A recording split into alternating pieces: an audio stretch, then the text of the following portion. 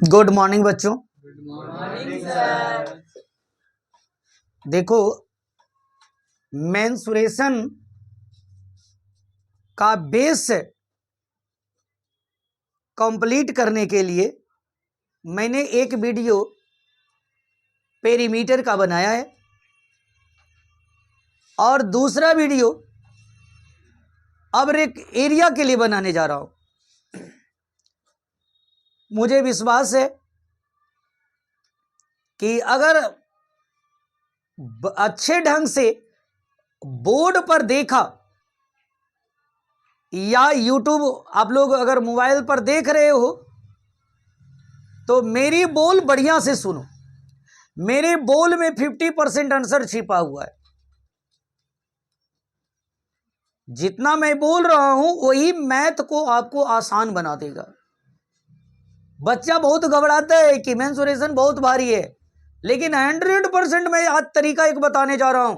आज जीवन का एक पहला तरीका बताने जा रहा हूं।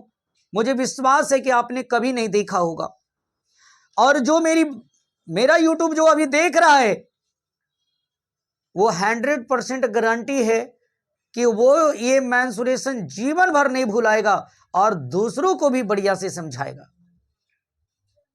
दूसरों को भी समझाएगा। और अगर कोई टीचर भी अगर देख रहे हो तो उनको पढ़ाने का भी ढंग आज मिल जाएगा कि इस ढंग से भी बच्चों को पढ़ाया जा सकता है। आज बहुत एक छोटा ट्रिक बताने जा रहा हूं, बहुत छोटा। आप कल्पना भी नहीं किया होगा कि सर ऐसा भी मैथ होता है। ये अपनी विवेक से, अपनी माइंड से, आत्मज्ञान से मुझे मिला है, जो आज आप लोगों को देने जा रहा हूं। पहले एक छोटा से देखो, उसके बाद मैं सबका जितने मेंसुरेशन में फिगर वाला है, रेक्टेंगल हो गया, स्क्वायर हो गया, ट्रेपीजियम हो गया, है ना, रोम्बस हो गया, क्यूबाइड हो गया, क्यूब हो गया, वगैरह वगैरह जितने भी सब हैं, एक एक वीडियो सब पर मैं बनाऊंगा और जो मैं बनाऊंगा उसके आधार पे आप किताब में देखिएगा। आपका सर जी पढ़ाएंगे, एक इतना आसान से आपको समझ में आएगा, आपको यकीन हो जाएगा कि रियल में मैथ बहुत आसान होता है। और ये मैं रियल में आसान बनाने के लिए ही आज मैंने एक ऐसे सोच किया था, जिसपे आज देखो एरिया का मैं बताने जा रहा हूं। बढ़िया से ध्यान से देखिएगा।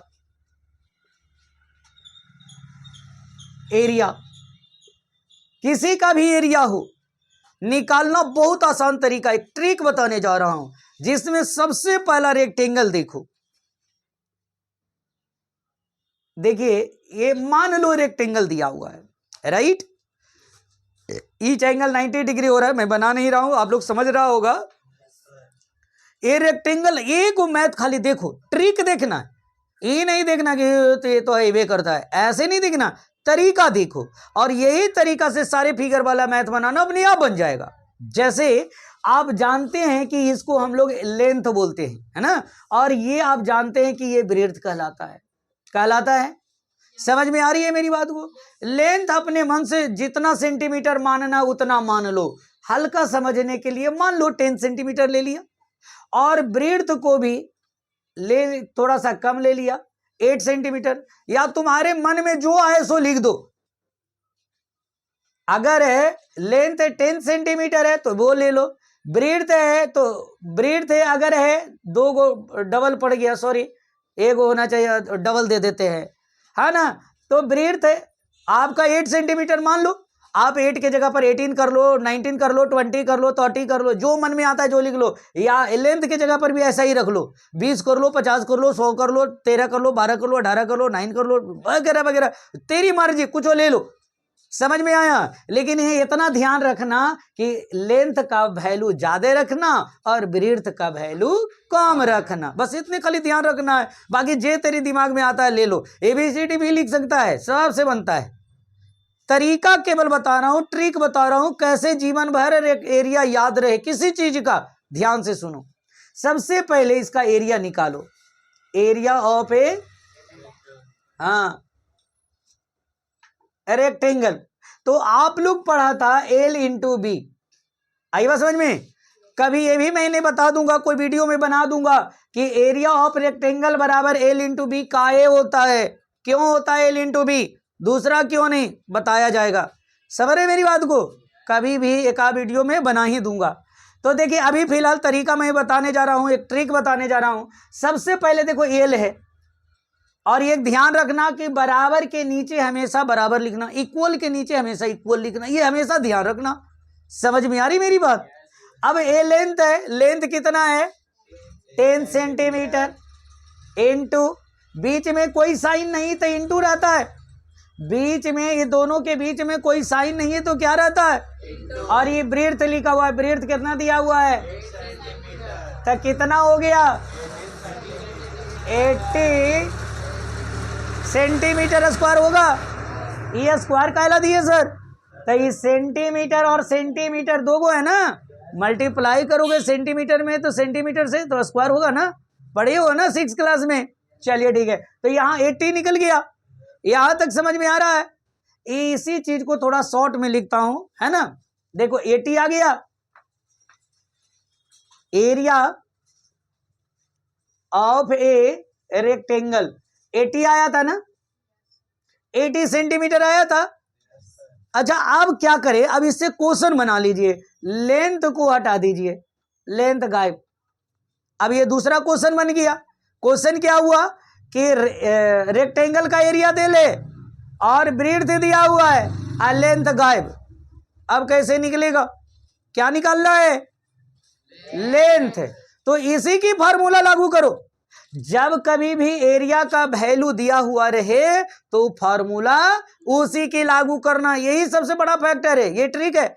यही चीज मैं नहीं बताना चाह रहा हूं कि जब कभी भी एरिया दिया हुआ रहे तो फार्मूला, बाकी कोई दिमाग नहीं लगाना, क्या निकालना है वो बाद में सोचेंगे, पहले ये ध्यान देना है कि जिसका वैल्यू दे ले फार्मूला उसी की लागू करें। जैसे एरिया ऑफ रेक्टेंगल बराबर क्या होता है, तो मैंने लिख दिया, इक्वल के नीचे इक्वल लिख दिया, 80 के नीचे 80 लिख दिया। समझ में आ रहा है, सेंटीमीटर उतार दिया, कोई प्रॉब्लम है। अब लेंथ है, लेंथ तो दिया हुआ नहीं है, लेंथ को लेंथ छोड़ दिया, इंटू ब्रीथ कितना दे ले इक्वल, यहाँ इंटू क्यों दिया समझ में आ रहा है। चलिए इक्वल कितना दिया हुआ है, यहां तक हमें विश्वास है समझ में आ रहा होगा। अब देखो एल बराबर कितनी हो गई 80, पहले ये लिखते हैं ना, वो बार बार बोलते हैं कि बराबर के बाद वाले पहले लिखो, और ये मल्टीप्लाई है तो इधर आने पर क्या हो गया, यहाँ 2 सेंटीमीटर है, 1 तो कट गया ना, 8 से ही कटेगा। एल बराबर कितना हो गया, उस समय मेरा यही ना था 10, इसका मतलब है कि सही हो गई। अपने आप पता चल जाएगा, आपको खुद पता चल जाएगा कि मैं सही बना रहा हूं कि गलत। अब समझ में आ रही है, एल कितना निकल गया। अब देखिए तीसरा क्वेश्चन बनाओ, एल कितना निकल गया, तो यहां एल के जगह पर 10 सेंटीमीटर रख लो, समझ रहे मेरी बात को, और ब्रीथ अबरी हटा दो, अबरी ब्रीथ निकालना है। क्वेश्चन समझ में आ गया। क्वेश्चन क्या बोला, एरिया ऑफ रेक्टेंगल दिया हुआ 80 सेंटीमीटर स्क्वायर, लेंथ दिया हुआ है 10 सेंटीमीटर, कहता है ब्रीथ तो गायब हो गया। अब कहता है ब्रीथ निकालो, तो देखो एरिया दे लेना, तो क्या बोला था कि एरिया का ही फार्मूला लागू करो, तो एरिया ऑफ रेक्टेंगल बराबर क्या होता है, इक्वल कितना हो गया, कोई दिक्कत। अब एल है, एल कितना दे ले इंटू ब्रीथ गायब हो गया, मैंने ऐसे ही छोड़ दिया, जब ब्रीथ नहीं देता तो ब्रीथ के ब्रीथ उतार दिया।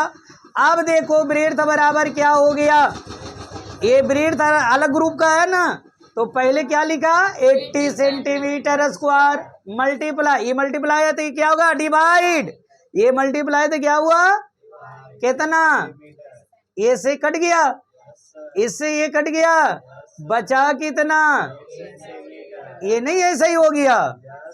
यहां तक हमें विश्वास है जरूर समझ में आ गया होगा। ये ऐसे ही करके अगर 5 मैथ जीवन में बना लिया तो सोच लो कि आपका पूरा मेंसुरेशन समझने में आसान हो जाएगा। ऐसा कोई नहीं बताते, सबके लिए फार्मूला टीचर बताते हैं, एल का अलग फार्मूला, बी का अलग फार्मूला, कितने का फार्मूला याद करते रहिएगा। अरे बस समझ में, अब बस एक फार्मूला से देखिए सारा बन गया तो अच्छा न, एक को याद किया, और ये भी याद करने की जरूरत नहीं है, अगर 2-4 बार बना दिया बोल बोल के तो पूरा फार्मूला याद हो जाएगा। जीवन में हम लोग बच्चा में पढ़ते थे, फार्मूला याद करते थे, सर जी करवाते थे याद, और से कोई फायदा नहीं है। आप बोल बोल के बनाइए, चुपचाप मत बनाइए, बोल बोल के बनाइए। जितने बोल के बनाओगे आप उतने सीखोगे। समझ में आ रही मेरी बात? चलिए ठीक है, तो अब ऐसे ही बना लोगे आप लोग।